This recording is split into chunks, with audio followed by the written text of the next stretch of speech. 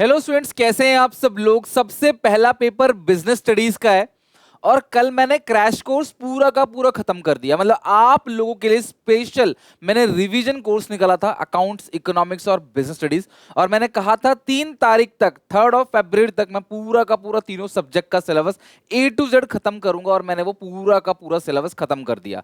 Examination में जाने से पहले एक गलती मत करना कि सीबीएसई ने जो सैंपल पेपर रिलीज किया है आप उसको नेगलेक्ट करके बिल्कुल मत जाना। आज मैं वन शॉट के अंदर पूरा का पूरा सीबीएसई का sample paper A to Z यहाँ पे आपको फिनिश कराने वाला हूँ, समझाने वाला हूँ कैसे कैसे क्वेश्चंस आते हैं, पेपर में अटेम्प्ट कैसे करोगे, वो सारी बातें बताऊंगा। तो वीडियो को एंड तक देखना और एग्जामिनेशन में जाने से पहले प्लीज इस वीडियो को जरूर देख के जाना। सैंपल पेपर जैसा ही पैटर्न में आपको फाइनल एग्जामिनेशन में पूछा जाएगा और जो गलती आप यहाँ पे करोगे ना वो रिपीट नहीं होंगी आपके फाइनल एग्जामिनेशन में। तो कई बच्चे घर पे अच्छा पढ़ते हैं, प्रिपरेशन अच्छा करते हैं, बट एग्जामिनेशन में उनके नंबर नहीं आते। गलती ये है कि आप प्रैक्टिस पेपर और सीबीएसई का सैंपल पेपर बना के नहीं जाते। तो आओ स्टार्ट करते हैं एक एक करके। सबसे पहले 34 क्वेश्चंस आपको मिलेंगे। पेपर में 3 घंटा मिलेगा और 15 मिनट मिलेगा पढ़ने के लिए। मैं आपको बताऊंगा बिफोर एग्जाम की उस 15 मिनट्स का प्रॉपर यूटिलाइजेशन आपको कैसे करना है और आपको ब्रीफ में आंसर देना है। Class to the point answer देना है। देखो साफ साफ पता है कि बच्चे घुमा फिरा के आंसर देते हैं, तो टू द पॉइंट आपको आंसर देना। अगर आपका आंसर छोटा है तब भी सीबीएसई को कोई प्रॉब्लम नहीं है, बट आंसर आपका टू द पॉइंट होना चाहिए। तो मेरे जो रिवीजन सीरीज है, जो मैंने आपको क्रैश कोर्स के अंदर कीवर्ड्स लिखवाए, वो मस्ट है। आप कितना ही घुमा लो लेकिन वो कीवर्ड आपके आंसर्स के अंदर होना चाहिए, ठीक है। 3 मार्क वाले जो क्वेश्चन है वो 50 to 75 वर्ड्स के अंदर होने चाहिए। मतलब अराउंड क्लास 8 से 10 लाइन बहुत है 3 नंबर वाले में, और जो क्लास 4 नंबर वाले में है वो लगभग क्लास 15 से 20 लाइन आप इसको लिख के चलना। 6 नंबर वाले क्वेश्चन में लगभग क्लास 1.5 से 2 पेज का आंसर पूरा आएगा। कुछ चार्ट डायग्राम वगैरह बनाओगे तो भी बात बन जाएगी। तो आपको ना लाइन का ध्यान रखना है, वर्ड्स तो आप वैसे भी काउंट नहीं कर पाओगे। तो स्टार्ट करते हैं और एमसीक्यू का आंसर डायरेक्टली लिखना है कि ये ऑप्शन है जी, बात खत्म। सबसे पहला question, the newly appointed production manager of Sahib Limited, a firm manufacturing toys, Mr. Arahavat, noticed that workers in a factory were not given their best as the physical condition in the factory were not good. He conducted an experiment to see the effect of improvement in the physical condition in the factory on the performance of the workers by providing adequate ventilation and water facility. He observed that the fatigue level of the workers is reduced, यानी जो थकावट है ना workers का वो कम हो रहा है। The nature of management being highlighted, तो यहां पे ये किसकी बात कर रहा है? एक ऑब्जर्वेशन, एक क्लास क्या किया, एक ऑब्जर्वेशन किया, एक रिसर्च कंडक्ट किया। तो वो किसके अंदर आता है? आर्ट साइंस प्रोफेशन में या आर्ट और साइंस दोनों में? तो सही आंसर है क्लास वो management as a science. Observation, experiment, वो किसके अंदर आता है? साइंस के अंदर। तो यहाँ पे आप समझ जाओगे इसका ए ऑप्शन करेक्ट है। तो जो 15 मिनट का पढ़ने का टाइम मिलेगा ना उसके अंदर ही आप इसको कंफर्म कर लोगे और आपका टाइम बचेगा। पेपर किसी का नहीं छूटेगा, देख लेना आराम से, इसके आप सॉल्व कर लोगे। लेकिन हाँ, अगर अंडरस्टैंडिंग होनी चाहिए, क्वेश्चन को पढ़ के समझना कि कौन सा आंसर होगा। Second, Jasmine Ahluwalia is the manager of Artifacts Museum marketing team responsible for promoting exhibitions and event. In the previous seasons, she defined the total work of managing the events into graphic designing, registration, inquiries, bill payment, etc. In order to facilitate specialisation को facilitate करने के लिए उसने क्या किया? काम को अलग अलग तरीके से बांट दिया। However, instead of allocating work, she had assigned each team member the full responsibility of managing the promotion of entire event. तो यार काम को अलोकेट नहीं किया है इसने, उसने क्या है सारा का सारा रिस्पॉन्सिबिलिटी दे दिया प्रमोशन का, एंटायर इवेंट का एक बंदे को, है ना, यानी पर्सन को, सिंगल पर्सन को। In spite of holding regular team meeting to the feedback, Jasmine found problem throughout the event season in the quality of graphic design, registration, inquiry, bill payment, etc.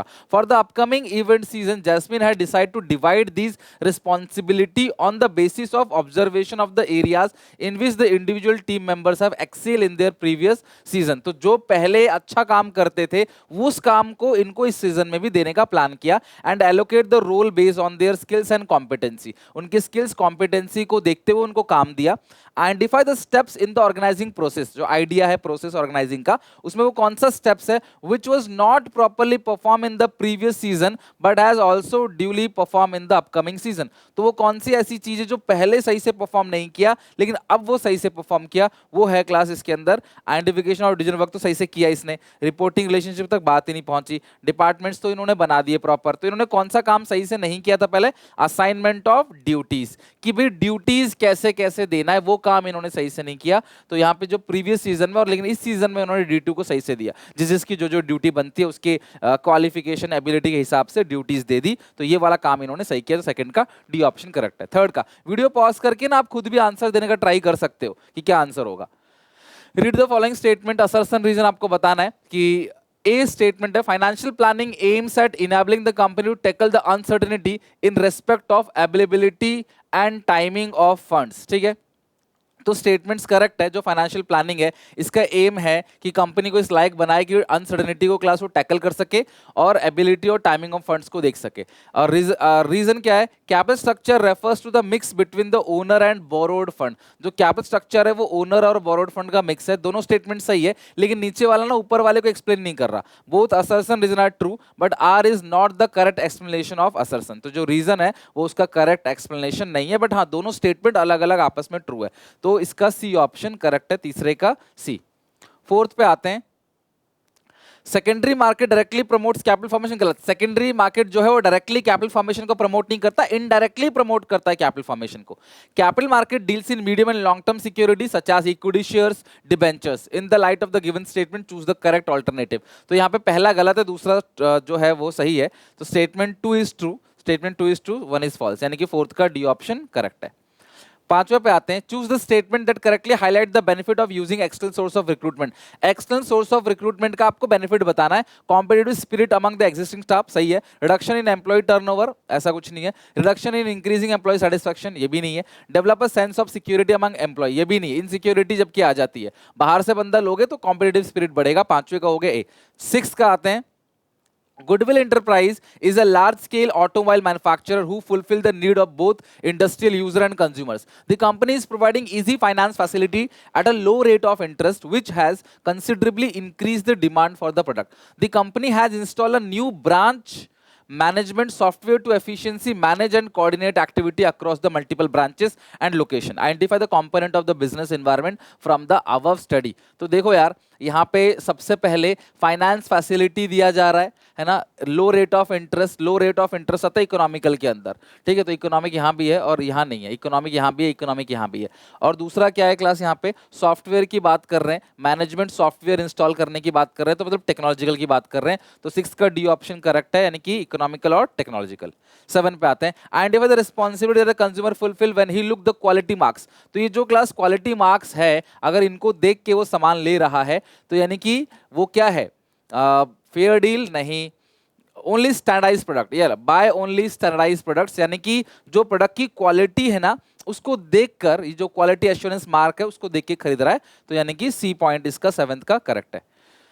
8th question, controlling can prevent deviation. गलत, class controlling deviation को prevent नहीं कर सकता। Controlling करने से deviations को minimise किया जा सकता है, प्रिवेंट नहीं किया जा सकता। Controlling helps in minimising deviation, ये करेक्ट है ना। डेविएशंस को मिनिमाइज किया जाता है, taking actions and decision to reduce their recurrence, के आगे वो कम हो। उसको प्रिवेंट नहीं कर सकते कि कंट्रोलिंग की डेविएशन होगा ही नहीं, वो नहीं कर सकते, उसको मिनिमाइज कर सकते हैं। तो ए जो है वो गलत है, तो ए फॉल्स और आर ट्रू। तो 8 का डी ऑप्शन करेक्ट है। 9 क्वेश्चन पे आते हैं, joining a job market the beginning of socialization of employees at the workplace. The employee should be given a post for which he has been selected. Place the subsequent steps of staffing in small organization the correct order. तो यार staffing का आपको बताना है, क्या क्या होगा इसके अंदर आपको बताना है। तो क्या क्या चीजें हैं इसके अंदर, सबसे पहले training, development, promotion, career planning, ये उल्टा लिखा हुआ है class. Performance appraisal, training, development, promotion, training development. तो क्लास यहाँ पे क्या आएगा, ये गलत है, उल्टा गलत लिखा हुआ है। ट्रेनिंग डेवलपमेंट, फिर होगा परफॉर्मेंस अप्रेजल रिपोर्ट, फिर प्रमोशन, करियर प्लानिंग, कॉम्पनसेशन, ये स्टेटमेंट ठीक है। तो अगर आपको स्टाफिंग प्रोसेस याद हो ना, उसको लाइन बाय लाइन अरेंज करके लिखना है, तो ये स्टेटमेंट ठीक है। यहाँ पे ट्रेनिंग डेवलपमेंट है, परफॉर्मेंस रिपोर्ट है, फिर कॉम्पनसेशन लास्ट में आता है, उल्टा लिखा है। तो यहाँ कॉम्पनसेशन लास्ट में, 3rd पॉइंट में, तो सी ऑप्शन 9 का करेक्ट है। 10th question, spice work, a company providing financial services to its client is keeping a close check. तो जहां पे चेक रखा जाता है, क्लोज चेक, वो कंट्रोलिंग की बात होती है. Employ activity by using biometric and retina scanning, यानी आंखों से आईज को स्कैन किया जाता है as mode of accessing the office premises. वही ऑफिस प्रेमिसेस में आ सकेगा जो स्कैन करवाएगा proper, right. In order to ensure greater security of information organization, choose the correct option of importance of controlling highlighted here. Controlling helps in achieving organization goal, गलत. Controlling helps in order and discipline, तो ये B option 10 का correct है. Controlling help करता है ensuring order and discipline. मैंने controlling का chapter जब आपको रिवीजन कराया था तो इस पॉइंट में बताया था कि ऑर्डर डिसिप्लिन, जहां पे चेक, क्लोज चेक रखा जाता है ना एम्प्लॉयज के ऊपर, सीसीटीवी लगवाया जाता है, उसकी एक्टिविटी पे निगरानी रखी जाती है ना, ताकि वो कोई भी डिसऑनेस्ट बिहेवियर, एक वर्ड आता है इस केस स्टडी में नहीं है बट आ सकता है, डिसऑनेस्ट बिहेवियर को रोकने के लिए वर्क करके, तो उस क्या होता है, ऑर्डर एंड डिसिप्लिन. 10th का हो गया, बी ऑप्शन करेक्ट है. 11, identify the incorrect statement with respect to investment decision. तो इन्वेस्टमेंट डिसीजन क्या के लिए कौन सा इनकरेक्ट स्टेटमेंट है? Net working capital refers to, यार ये तो उसके लिए है ही नहीं. Current assets are those assets, ये भी नहीं है. Capital budgeting decisions are irreversible, है ना, ये तो ठीक है. और size of assets, profitability, competitiveness are not affected by. अच्छा, एक चीज और है क्लास, इस क्वेश्चन में ना आपको बोला है, इस क्वेश्चन में आपको बोला है कि इनकरेक्ट स्टेटमेंट कौन सा है, राइट. तो इनकरेक्ट स्टेटमेंट की बात करें तो यहाँ पे ये जो स्टेटमेंट है ये करेक्ट है, तो ये ऑप्शन नहीं है, मतलब स्टेटमेंट करेक्ट है, ये स्टेटमेंट भी करेक्ट है, ये स्टेटमेंट भी करेक्ट है, लेकिन ये वाला जो स्टेटमेंट है ना वो इनकरेक्ट स्टेटमेंट है. क्यों? साइज ऑफ एसेट्स, प्रॉफिटेबिलिटी और कॉम्पिटिटिवनेस आर नॉट वर्ड नहीं होना चाहिए था, are affected by capital budgeting decision. तो यहाँ पे डी ऑप्शन करेक्ट है, बिकॉज ये स्टेटमेंट गलत है और आपको पूछ रहा है गलत स्टेटमेंट कौन सा है. 12 question. State commission has jurisdiction to entertain complaint where the value of goods and services. State commission में 1 करोड़ से 10 करोड़ तक होना चाहिए, यानी 12 का डी ऑप्शन करेक्ट है. 13, आपको मैच करना है, तो देखते हैं class. Increase in demand of khakhra and thepla in the foreign in the region of Gujarat as compare to Delhi. तो ये क्लास किसी स्टेट की बात हो रही है, कंपैरिजन हो रहा है स्टेट टू स्टेट, तो रिलेटिविटी. ए का थर्ड देखो क्लास, ए का थर्ड कहाँ पे है, तो ए का थर्ड यहाँ पे है, डी ऑप्शन में भी है और ए ऑप्शन में भी है. अब बी का देख लेते हैं, अपने आप समझ आ जाएगा. Digital academic certificates are issue to students accessible in secured manner to eliminate the undesirable practice like corruption and manipulation of records under digital India initiative. Such technological improvement are happen very fast pace. तो ये क्या है, very fast pace में जो भी changes आता है ना उसको हम लोग क्या बोलते हैं, डायनामिक, यानी कि सेकंड का हो गया बी, तो सेकंड का बी, ए ऑप्शन करेक्ट है. 13 क्वेश्चन का ए ऑप्शन करेक्ट है, ए का थर्ड, सेकंड का बी. अब सी का फर्स्ट और डी का फोर्थ होगा. डी का फोर्थ है, चेक करो. A new government will result in changing government rules, physical policy, market conditions. तो ये क्या है क्लास, इंटर रिलेटेडनेस. सरकार चेंज होगी तो उसका रिलेशन बिजनेस पे इंपैक्ट उसका पड़ेगा. और जो सी है वह fashion market is facing both opportunity and challenges, therefore difficult to predict the future. Future को जहां प्रिडिक्ट नहीं कर पाते वो होता है अनसर्टेनिटी, यानी कि इसका ए ऑप्शन बिल्कुल करेक्ट है. 14 question. The process of classification, आपको पेपर में पता कैसे आंसर लिखना है. आंसर जो भी ऑप्शन होगा क्लास, मान लो ब्रांडिंग है तो आप ब्रांडिंग लिख दोगे और ऑप्शन ए भी लिख दोगे. इस क्वेश्चन को पढ़ते हैं. The process of classification of product into different group on the basis of some important characteristics of quality, size etcetera, उसको ग्रेडिंग बोलते हैं. तो आंसर लिख दोगे सी, आंसर नंबर 14 इसका लिख दोगे सी, और सी के सामने लिख दो ग्रेडिंग, बस बात खत्म. आपको और कुछ नहीं करना. ऑप्शन और ऑप्शन का आंसर दोनों, बहुत ज्यादा जल्दी में हो ये नहीं लिखोगे तो भी नंबर मिलेगा, नंबर नहीं कटेंगे, बट मेक श्योर कि आप ये दोनों को लिख के चलो सेफ साइड रहने के लिए, तो गलतियां भी नहीं होंगी, एरर भी कम से कम आ जाएगा. 15, Shiva Kumar runs a legal consultancy firm in Chhattisgarh. Whenever the firm hire a new employee, the first day of joining they are welcome to the organization, यानी कि इंडक्शन ट्रेनिंग वेलकम किया जाता है एम्प्लॉयज का. Given detail about the dress code, lunch timing, introduction to daily operations, fellow colleagues. They are also familiarized with the organization policy and procedures, emergency exit, evacuation procedure and name the type of. तो ये induction training है जहाँ पे existing employees से मिलवाया जाता है ना employ को, ताकि वो क्विकली सेटल डाउन हो जाए, फैमिलियराइज हो जाए रूल्स एंड रेगुलेशन से. तो ये केस स्टडी और इसका ये answer. 16, identify the incorrect statement. आपको ना इनकरेक्ट बोल रहा है कि कौन सा स्टेटमेंट इनकरेक्ट है, सही वाले को मत लगा देना, गलत स्टेटमेंट कौन सा है. मुझे यहाँ डी दिख रहा है, the provision of consumer production act came in 1981. ये गलत है क्लास, आप मुझे बताना एक्ट कौन सा है. तो डी ऑप्शन गलत है. 16 क्वेश्चन में ना इसका डी ऑप्शन जो है वो गलत है, क्योंकि 1981 का कंज्यूमर प्रोडक्शन एक्ट है ही नहीं. तो बाकी चीजें पढ़ लेते हैं. It not only includes educating consumers about their rights and responsibilities, but also help to getting the grievances redresses. बिल्कुल शिकायतें उनकी सुनी जाती है, ये सही स्टेटमेंट है.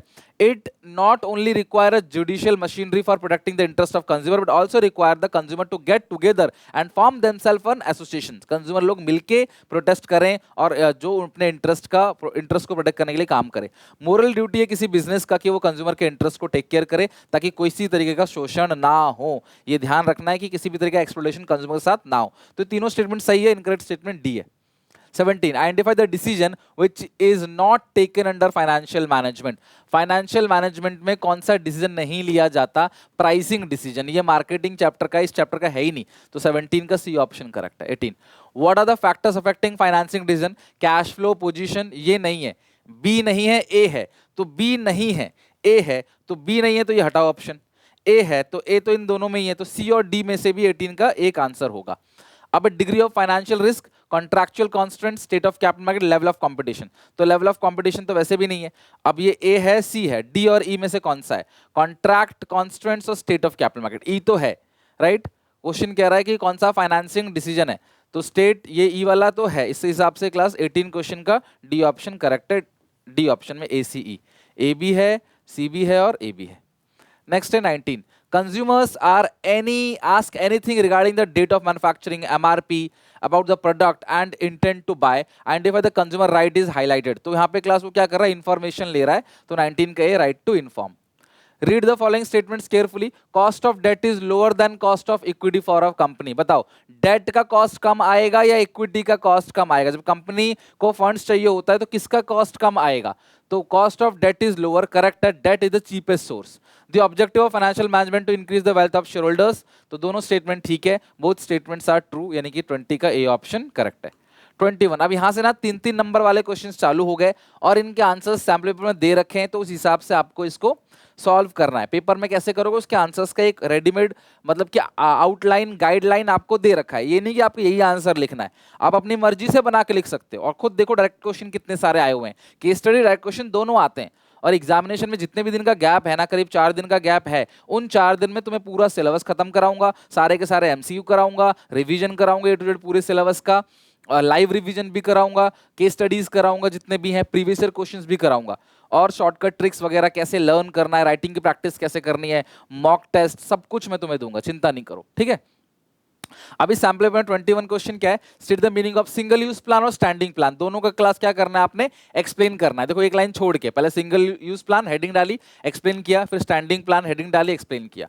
और state how planning reduce creativity और leads to rigidity. Direct question है, देख लो आप 3 नंबर का. प्लानिंग कैसे क्रिएटिविटी कम करता है? क्योंकि प्लानिंग जब कर दी जाती है, एम्प्लॉयज को बता दिया जाता है, तो एम्प्लॉयज आर ब्लाइंडली फॉलोअर्स, उसको फॉलो करेंगे ब्लाइंडली, उनके पास राइट नहीं है कि उसको चेंज करना, राइट. और रिजिडिटी क्या है? प्लान वंस मेड, उसको चेंज करना बड़ा मुश्किल है, क्योंकि प्लान आपने बना लिया, उस हिसाब से सारी अरेंजमेंट हो गई, तो चेंज करना बड़ा मुश्किल है. In an organisation well defined plan is drawn up with specific goals to be achieve with a specific time frame. These plans then decide the future course of action and managers are not be in position to change it. ये line जरूर लिखना कि manager की ये position नहीं है change करने की. Following predetermined plan when circumstances are changed may not turn out the organizational interest. अगर circumstances change होता है तो ऑर्गेनाइजेशन के इंटरेस्ट में वो प्लान नहीं रहता है. बेटा मैं फिर से बोल रहा हूँ, इस लाइन की केस स्टडी बहुत पूछी जाती है. When circumstances have changed may not turn out to the organizational interest. इसका है plan leads to rigidity.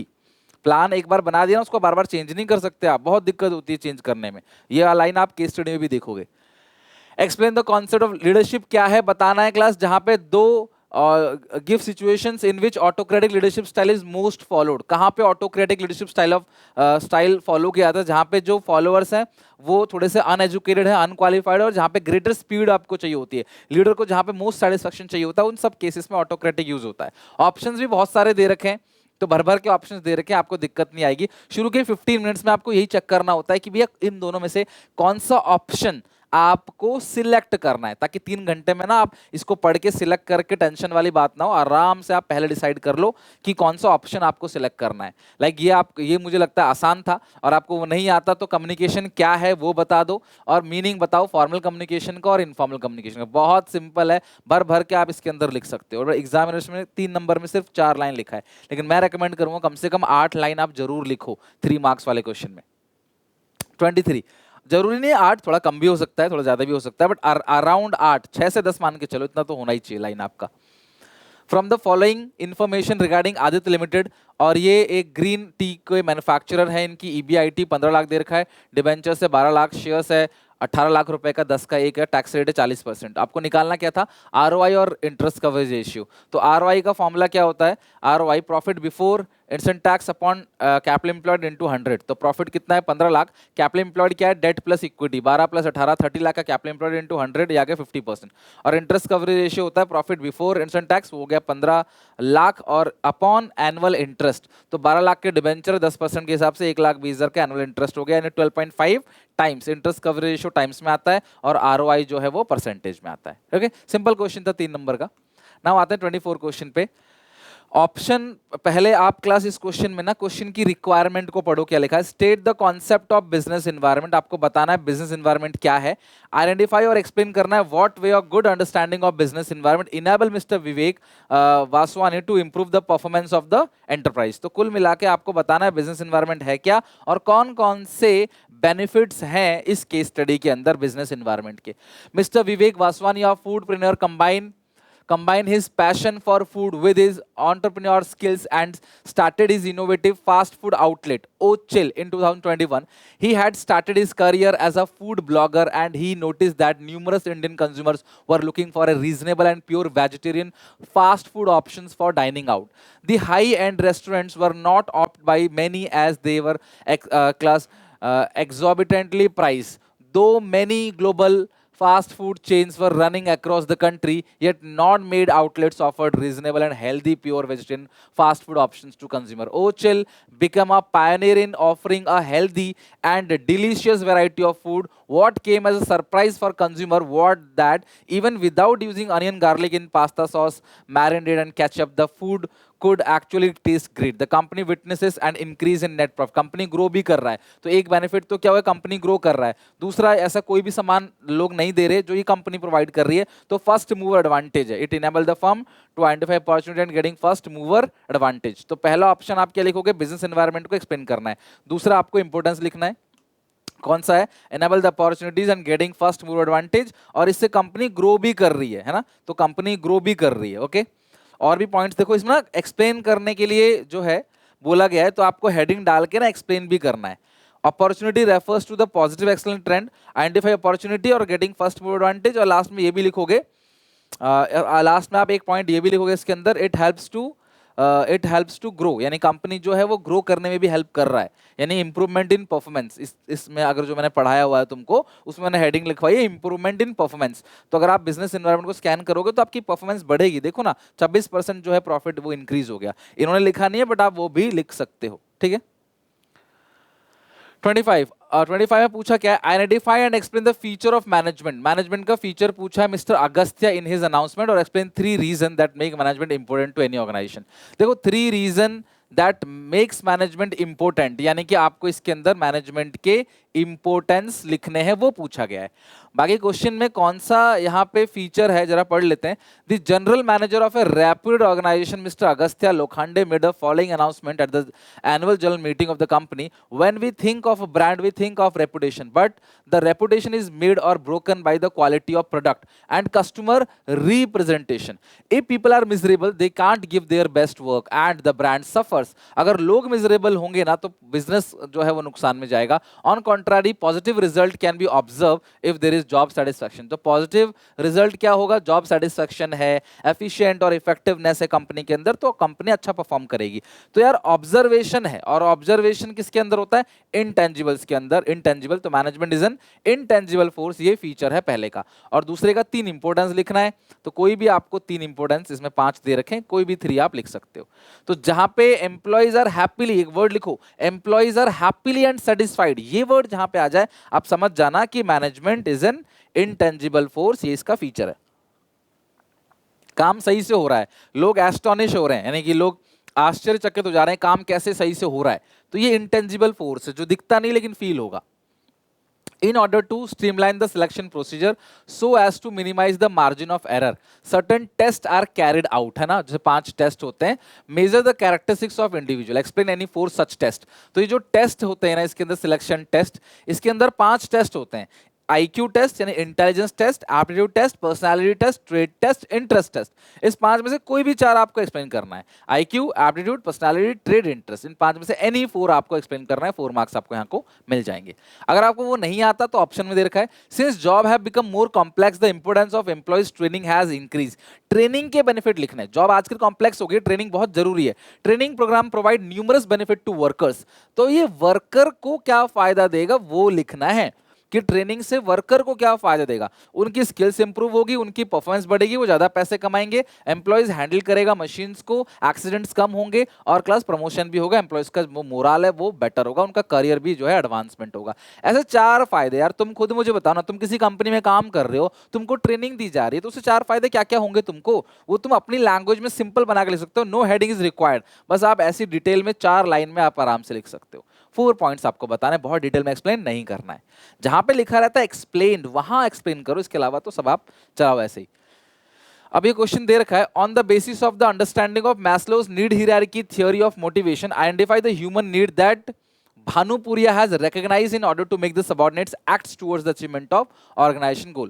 अब पढ़ते हैं क्या है. When Bhanupuria joined the technical head of Logic Lotus Innovators, she was keen on increasing the productivity and profitability of the company. However, she observed that the employees were demotivated and no attention was given to their work. Also, the workers were given little freedom to make decision. जहां workers को freedom दिया जा रहा है decision making के लिए, तो उस situation में वो कौन सा नीड है, वो स्टीम नीड है. वो क्या है क्लास, स्टीम नीड है. और अगला पूछ रहा है, identify and explain 2 incentive that have been provided by the Bhanupuriya to improve. तो 2 इंसेंटिव बताना है. ओके आगे लिखा है, Bhanupuriya decide to stimulate the employees by giving each worker T shirt with their name, यानी कि employees recognition programme T shirt दे रहे हैं. She also decide to include worker in work commitment. भाई वर्क कमिटमेंट में वर्कर को include किया, मतलब डिसीजन मेकिंग में आप उनको इंक्लूड कर रहे हो, तो ये हो गया एम्प्लॉय पार्टिसिपेशन. और जहां पे टी शर्ट दे रहे हो, टी शर्ट हो गया एम्प्लॉय रिकग्निशन. तो ये दोनों के दोनों जो हैं वो नॉन मॉनेटरी यानी नॉन फाइनेंशियल इंसेंटिव है. तो ये मिक्स हो गया आपका, 2 अलग अलग टाइप से क्वेश्चन जो है पूछ लिया गया. 28 question, explain how planning and controlling are both backward. Planning controlling दोनों बैकवर्ड लुकिंग भी है, दोनों फॉरवर्ड लुकिंग भी है. आप क्लास इस पॉइंट को एक्सप्लेन करोगे. जो रिलेशनशिप मैंने पढ़ाया हुआ है ना, वही, कोई भी चीज ऐसी नहीं है जो मैंने पढ़ाया ना हो एग्जामिनेशन में आ गया हो. हाँ बहुत सारी ऐसी चीजें जरूर होंगी जो मैंने पढ़ाया है लेकिन वो एग्जामिनेशन में नहीं आया है, लेकिन ऐसा कुछ नहीं मिलेगा जो बाहर जाए. तो मैं तुम्हें एग्जाम गैप में जो भी रिवीजन कराऊंगा सारा इसमें से आएगा. प्लीज चैनल को सब्सक्राइब कर लेना. कॉमर्स के एक बच्चे तो की वीडियो को शेयर करना आपकी जिम्मेदारी है. मैं बहुत मेहनत कर रहा हूँ आप लोगों के लिए, पूरी प्लानिंग कर रखी है एग्जामिनेशन में कैसे काम करेंगे. एग्जामिनेशन के गैप डेज में तुम देखना, तुम क्लास बिल्कुल एडमायर करोगे मेरी मेहनत को, लेकिन मुझे आपके सपोर्ट की जरूरत है. प्लीज चैनल को सब्सक्राइब करके ना दोस्तों को शेयर जरूर करा करो. The first steps in the controlling process is setting up of standards. Explain the subsequent 2 steps. इससे भी आसान है, 2 steps आप बताने, measurement of actual performance और comparison of actual performance with the standards. इनको आपने explain करना है. That's it. 29 में क्वेश्चन क्या कह रहा है, identify and explain the feature of one of the function of management. तो मैनेजमेंट के जो 5 फंक्शंस है ना, वो उसमें से identify and explain the feature of one of, तो उस फंक्शन को पहचाना, उस फंक्शन का जो फीचर है ना वो आपको बताना है. When Chandrasekhar Shukla returned to India after completing certificate course in food quality assurance and quality control from Netherlands, he was convinced that he would fulfill his grandfather's dream of converting their 58-acre land into fertile farm. He started by setting up specific goals and laid down the relative activity to perform to achieve the goal. Soon he launched his own company, Food and Agri Business Solution Private Limited. He sought to ensure that the future event effectively meet the best interest of company. He prepared an annual statement for production and sales. Based on sales forecasting, he noticed that the farmer grew only paddy, मतलब धान उगा रहे हैं, due to which the land remains ideal for subsequent for 8 to 9 months. He identified and access the various alternative. तो ये alternative कहाँ पे किसके प्रोसेस के अंदर आता है आइडेंटिफाई करना अल्टरनेटिव को? प्लानिंग के। तो ये प्लानिंग की बात कर रहा है। Through which farm could be utilised for remaining month of the year. Through this accurate vision, judgment and systematic thinking based on the analysis of fact, he presented a scheme of farmer whereby both paddy and vegetable could be grown. आपको बताना है class कि कौन कौन सा objective यहाँ पे highlight हो रहा है, कौन कौन सा फीचर्स। तो सबसे पहले बात कर रहा है प्लानिंग के लिए, और फीचर क्या है? ये गोल को अचीव करने की बात कर रहा है। It helps in achieving organisation goal. और दूसरा है प्लानिंग इज फ्यूचरिस्टिक, यानी कि प्लानिंग क्या है? फ्यूचरिस्टिक है। हम इसमें बात कर रहे हैं फ्यूचर की। Planning is futuristic. Planning involve decision making, इसने डिसीजन मेकिंग किया कि पैडी के साथ साथ वेजिटेबल उगाना है। और मेंटल एक्सरसाइज है। Planning requires application of mind involving foresight, intelligence and sound judgment, यानी कि प्लानिंग के अंदर लॉजिकल और सिस्टमैटिक थिंकिंग है rather than guesswork और विशफुल थिंकिंग। ये लाइन आप देखो, मैंने आपको पढ़ा रखा है कि नहीं पढ़ा रखा मुझे बताओ। अगर जिस बच्चे ने मुझसे क्रैश कोर्स के अंदर यूट्यूब पे पढ़ा हुआ है ना, वहां मैंने क्लास सेम लाइन लिखवाई गई है। इसका मतलब क्या है? प्लानिंग एक मेंटल एक्सरसाइज। हमने कहा था यहाँ से कीवर्ड बनता है, आप उसी कीवर्ड को आंसर में भी लिख सकते हो, और अगर डायरेक्ट इंडायरेक्ट क्वेश्चन आता है केस स्टडी का तो वो भी आप लिख सकते हो। तो ये 4 पॉइंट है, अगर आप एक आध कम ज्यादा भी लिखते हो ना तो भी चलेगा। लेकिन यहाँ बोला identify and explain the feature of one of the functions, तो फंक्शन प्लानिंग है। और इस केस में जो ये 4 पॉइंट दिख रहे हैं फीचर, इन 4 पॉइंट को लिखना है। अगर आप एक आध आगे पीछे ऊपर नीचे लिखते हो ना तो भी चलेगा, नंबर नहीं कटेंगे, डोंट वरी। ऐसा नहीं है कि जो इसमें दिया है पॉइंट टू पॉइंट लिखना है। फुल ऑफ कॉन्फिडेंस लेके चलो। कोई टॉपिक परेशानी देता है, दिक्कत देता है, सोचो वो आएगा ही नहीं पेपर में, उसको छोड़ो। बट बाकी चीजों को ना उसका इंपैक्ट मत आने दो उस चीज का, बाकी चीजों को अच्छे से कर लो। Any 4 points of difference between advertising और पर्सन सेलिंग। एडवर्टाइजिंग और पर्सन सेलिंग के बीच में कोई भी 4, मैं इन्होंने बेसिस नहीं लिखा हुआ है और क्वेश्चन में बोला भी नहीं है कि ऑन द बेसिस ऑफ, लेकिन मैं रेकमेंड करूंगा आप बेसिस जरूर लिखना, किसी भी बेसिस पे। पहला मीनिंग लिख लो, दूसरा हो गया पर्सनल और इम्पर्सनल हो गया, तीसरा रीच हो गया, चौथा क्लास आपका एक्सपेंसिव हो गया, मार्केट्स कवर करता है, और कौन कौन से मास मीडिया यूज करते हो। यहाँ मास मीडिया यूज होता है, यहाँ मास मीडिया यूज नहीं होता है ना। पर पर्सन की कॉस्ट यहाँ कम आती है, पर पर्सन कॉस्ट यहाँ पे ज्यादा आता है। मीनिंग लिखना, बहुत सारी चीजें हैं, है ना। और जो आप कवर करता है मार्केट को, शॉर्ट टर्म है, मार्केट को लॉन्ग टर्म में कवर करता है। इसमें दे रखा है देखो क्लास बहुत सारी चीजें, राइट। आपको सिर्फ 4 पॉइंट लिखने। 31, identify the regulatory body which have been highlighted. Regulatory body बताना है, 3 ऑब्जेक्टिव बताना है उस रेगुलेटरी बॉडी के जो यहाँ पे आइडेंटिफाई करोगे, और 2 फंक्शन बताना है डेवलपमेंट ऑफ सिक्योरिटीज मार्केट। तो कुल मिला के पता है, क्वेश्चन ने खुद ही बता दिया कि ये सेबी की बात कर रहा है, securities and exchange board of India. SEBI के ऑब्जेक्टिव लिखने हैं, और सेबी का जो डेवलपमेंट फंक्शन है ना, डेवलपमेंट फंक्शन 3 होते हैं ना, प्रोडक्टिव, डेवलपमेंट, रेगुलेटरी। जो डेवलपमेंट फंक्शन है उसके 2 आपको पॉइंट लिखने। डेवलपमेंट फंक्शन लाइक जो अंडरराइटर को ऑप्शन बनाता है, ऑनलाइन ट्रेडिंग को प्रमोट करता है, और इंटरमीडियरीज के कोड ऑफ कंडक्ट को डेवलप करता है, उनकी ट्रेनिंग देता है इंटरमीडियरीज को, राइट। ट्रेनिंग देता है, वो लिख लेना। एनी 2 पॉइंट आपको लिखना है डेवलपमेंट फंक्शन के, और ऑब्जेक्टिव लिखने हैं सेबी के, कोई भी 3-4 लिख देना। और ये पॉइंट है SEBI, securities and exchange board of India. Question क्या है? It was established by the government in 12th of April 1988, interim administrative body to promote orderly and healthy growth of securities market and for investor protection. It was given statutory status in 1992 through the Act of Parliament. Okay? तो ये वाला class SEBI के बारे में बात कर रहा है। 31 क्वेश्चन हो गया। 32 बहुत सिंपल है, आपको फंक्शनल स्ट्रक्चर और डिविजन, तो केस स्टडी ना इस पूरे चैप्टर में मुझे लगता है आधी केस स्टडी पूछी गई है, आधे क्वेश्चन तो सीधे सीधे पूछे गए। अब ये डिफरेंस पूछा गया, कितना सीधा है, लेकिन डिफरेंस आपको अपने आप लिखना नहीं है, ये डिफरेंस लिखना है क्लास इन बेसिस पे। Formation, specialisation, responsibility, management development, cost और कोऑर्डिनेशन। तो फॉर्मेशन की बात करें, ये फंक्शन है, फंक्शन के अकॉर्डिंग बनता है, ये प्रोडक्ट के अकॉर्डिंग बनता है ना, प्रोडक्ट स्पेशलाइजेशन। इसमें है फंक्शनल स्पेशलाइजेशन, यह है प्रोडक्ट स्पेशलाइजेशन, और ये है difficult to fix department, easy to fix the responsibility. और ये मैनेजर डेवलपमेंट डिफिकल्ट है क्योंकि आप सिर्फ एक ही फंक्शन करते हो, और लेकिन यहाँ पे डेवलपमेंट पॉसिबल है, ऑटोनॉमी है, एक इंसान मल्टी फंक्शन करता है। कॉस्ट की बात करें, नॉट डुप्लीकेटेड हैंस इकोनॉमिकल, सस्ता है, लेकिन यहाँ पे क्लास कॉस्ट बहुत महंगा है, 1 प्रोडक्ट 1 डिपार्टमेंट है। Coordination difficult to multi product के लिए डिफिकल्ट है, अगर आप मल्टी प्रोडक्ट बनाते हो तो यहाँ पे जो कोऑर्डिनेशन है वो बेटर होगा, क्योंकि क्लास एक कंपनी के अंदर, एक प्रोडक्ट के अंदर, एक डिपार्टमेंट के अंदर सभी लोग जुड़े हुए हैं जो अलग अलग काम कर रहे हैं, सब एक दूसरे से कोऑर्डिनेट करेंगे, लेकिन यहाँ पे एक डिपार्टमेंट दूसरे डिपार्टमेंट से कोऑर्डिनेट करेगा ही। तो यहाँ पे जो कोऑर्डिनेशन है ना, multi product company, coordination difficult है, मल्टी प्रोडक्ट कंपनी, एक प्रोडक्ट के लिए ठीक है, मल्टी प्रोडक्ट के लिए यहाँ पे कोऑर्डिनेशन जो है वो डिफिकल्ट है, यहाँ पे इजी है। ओके, बिकॉज यहाँ पे होता है मल्टी प्रोडक्ट के लिए डिवीजन स्ट्रक्चर है। अगर वो नहीं आता, आपको डिफरेंस नहीं आता, तो और में भी दे रखा है delegation help the manager to extend his area of operation, without it his activity would be restricted. Delegation help करता है आपके क्लास बाहें फैलाने में, आप बड़े बड़े अलग अलग तरीके से काम कर पाते हो, क्योंकि डेलीगेशन में आप अपना रूटीन काम नीचे लेवल पे दे देते हो, तो मेन काम पे फोकस करते हो, बिजनेस को एक्सपैंड करते हो।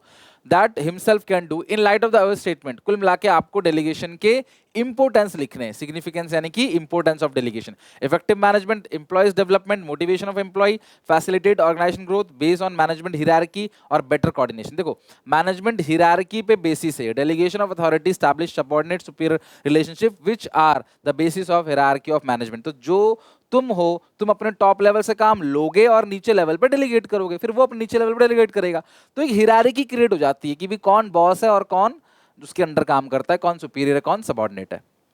33, अब यहां पे क्वेश्चन पूछ रहा है आइडेंटिफाई भी करो, एक्सप्लेन भी करो technique use by the Leena and Kushagra to improve the performance of employ.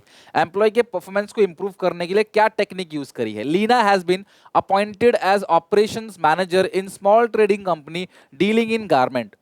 With growing online sales, the company has recently rented a space in warehouse to store garment and mail out orders.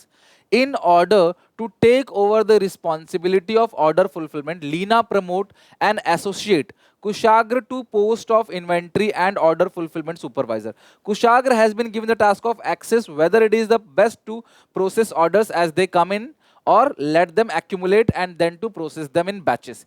He conclude that accumulating and then processing them in batches is the best way of fulfilling methods. In order to minimize the cost and maximize customer satisfaction, through several readings, Leena find that the standard time from the placement of order and the delivery of garment is 100 pieces in 72 hours. This help her to determine the labor cost on the basis of the understanding of the concept of scientific management. तो आपको ना scientific management की technique की बात चल रही है, तो इसके अंदर जो मैंने देखा टाइम स्टडी की बात हो गई, इसके अंदर मेथड स्टडी की बात हो गई, राइट। वेरियस टेक्निक जो है इसके अंदर देखो मेथड स्टडी हो गई, राइट, कि कौन कौन से मेथड से करना है, और ये टाइम स्टडी की बात भी कर रहा है यहाँ पे कहीं ना कहीं। देखो मेथड स्टडी और यहाँ पे मेथड स्टडी, टाइम स्टडी भी होगा कहीं ना कहीं, ढूंढो। ये रहा आपका मेथड स्टडी हो गया, टाइम स्टडी हो गया, राइट, कि टाइम क्या क्या है। और बताओ और कोई अगर पॉइंट हो रहा हो क्लास कि किस मेथड से काम करेंगे, और जो टाइम स्टडी है वो भी हो गए यहाँ पे, ठीक है। मेथड हो गया और टाइम स्टडी, बस यही दो चीजें इसके अंदर दे रखी है, दो स्टडी इसके अंदर दे रखा है। स्टैंडर्ड टाइम की बात हो गई और ऊपर जो है वो स्टडी, दो स्टडी आपको बस देखना और कुछ नहीं। तो वेरियस टेक्निक जो है ये दोनों आपने पहचान लिया, मेथड स्टडी और टाइम स्टडी, और आपने उसको एक्सप्लेन भी कर देना है, दैट्स इट, और कुछ नहीं इसमें। Explain 4 element of marketing mix, कितना सिंपल क्वेश्चन है, आप अंदर अंदर तक क्या क्या याद करते हो, फैक्टर अफेक्टिंग कॉस्ट याद करके जाते हो। ऑब्वियसली वो इंपॉर्टेंट पॉइंट है, मिस नहीं करना। अभी यहाँ पे क्या पता क्लास वो ये ना है वो आ जाए एग्जामिनेशन में, बट आप सोचो सीबीएसई ना आपको हमेशा टफ चीजें नहीं देती, कई बार आसान आसान चीजें भी पूछती है। देखो कितना आसान पूछा है, product mix, price mix, place mix, promotion mix. और मैं आपको बता दूं, आप ऐसा कुछ ना क्लास एक बॉक्स बना के भी लिख सकते हो, है ना। ऐसा कुछ आप बॉक्स बना के लिखोगे ना तो मुझे लगता है आपको ज्यादा नंबर मिलेगा। तो पहला हो गया प्रोडक्ट मिक्स, यहाँ लिख देना मार्केटिंग मिक्स। कैसे भी लिख सकते हो, एक डिजाइन जिसके अंदर 4 चीजों, सर्कल बना के लिख सकते हो ऐसा करके, है ना, कुछ भी लिखो, marketing mix, product mix, place mix, price mix और प्रमोशन मिक्स, तो वो लिख देना। और फिर यहाँ पे हेडिंग डाल के प्रोडक्ट मिक्स को एक्सप्लेन करना, एक लाइन छोड़ के प्राइस मिक्स को एक्सप्लेन करना, एक लाइन छोड़ के प्रमोशन मिक्स को एक्सप्लेन करना, एक लाइन छोड़ के फिजिकल डिस्ट्रीब्यूशन या प्लेस मिक्स को एक्सप्लेन करना। तो मुझे लगता है ऐसे अगर आपने पूरे डायग्राम, पूरे के पूरे पेपर में एक आध डायग्राम चार्ट बना दोगे ना, तो टीचर को ना आपको एक अच्छा फील आएगा, वो आपको ज्यादा नंबर देगा। और ऐसे ही बच्चों के 100 में से 100 आते, लिखता तो हर कोई है, आपकी कॉपी क्या बेहतर होगी बाकियों से, जो टीचर को खुश करे तो उसे 100 में से 100 मिलता है, आउट ऑफ 80 मिलेगा, राइट। अगर वो नहीं आता तो 4 फैक्टर बता दो प्राइसिंग ऑफ लो, आ ही गया। देखो मैं अभी बात ही कर रहा था कि वो नहीं पूछा गया, लेकिन वो भी पूछा गया। तो मैंने आपको याद है इंपोर्टेंट क्वेश्चन की लिस्ट दी थी पहले, मैं आपको बिफोर एग्जाम भी दूंगा, तो उस इंपोर्टेंट क्वेश्चन की लिस्ट में ये क्वेश्चन भी था, यानी कि फैक्टर अफेक्टिंग प्राइस। और आपको कोई भी लिखना है, एनी 4, आपको ये बोला ही नहीं है। प्रोडक्ट कॉस्ट लिख लो, यूटिलिटी एंड डिमांड लिख लो, extent of competition, government rule regulations, marketing method जो आप यूज कर रहे हो वो लिखो, प्राइसिंग ऑब्जेक्टिव लिखो। ये 6 में से कोई भी 4 आपको लिखना है, दैट्स इट। 6 नंबर का सवाल है, 4 डेड पॉइंट के सभी हैं, तो अच्छे से आपको डिटेल में इसको एक्सप्लेन करना है एग्जाम्पल देके कि ये करो, प्राइसिंग कब कॉस्ट ज्यादा तो प्राइस ज्यादा, कॉस्ट कम प्राइस कम। कंपटीशन ज़्यादा, प्राइस क्या होगा, कम, कंपटीशन कम, प्राइस ज़्यादा। इसी तरीके से आपको marketing method use, pricing objective. अगर आप चाहते हो कि सेल्स ऑब्जेक्टिव आपका कि सेल्स ज़्यादा हो तो प्राइस कम, प्रॉफिट ज़्यादा कमाना चाहते हो तो प्राइस ज़्यादा। तो ये 6 नंबर का सवाल है जो पेपर में आ जाता है। देखो यहाँ पे सैम्पल पेपर में भी साफ साफ हिंट दिया है। तो डायरेक्ट क्वेश्चन कितने सारे थे खुद देखो आप, बस दैट्स इट, खत्म। तो हमने 34 के 34 क्वेश्चन से एमसीक्यू सारे कर लिए 20, बाकी सिर्फ 14 क्वेश्चन है जिनमें आपको लिखने हैं, और उसके अंदर भी ऑप्शंस अवेलेबल है। तो पेपर सच में ना इजी टू एवरेज आता है, टफ नहीं आता। 10-15% क्वेश्चन ऐसा हो सकता है कि एक दो क्वेश्चन थोड़ा सा टफ आ जाए, और बाकी सारा पेपर नॉर्मल आता है। और जो मैंने रिवीजन कराया, अगर आपने उसे अच्छे से किया हो ना, एक केस स्टडी आप बना लोगे यहाँ पे। तो यहाँ तक पढ़ के जरूर आना। आई होप आपको अच्छे से मैंने ये सैम्पल पेपर करा दिया। बाकी बिफोर एग्जाम में बहुत मेहनत करने वाला हूं आपके पीछे, बहुत सारी चीजें वीडियोस आएंगी, तो चैनल को सब्सक्राइब कर लो, बेल आइकन दबा दो। मिलते हैं नेक्स्ट वीडियो में, टेक केयर, बाय बाय।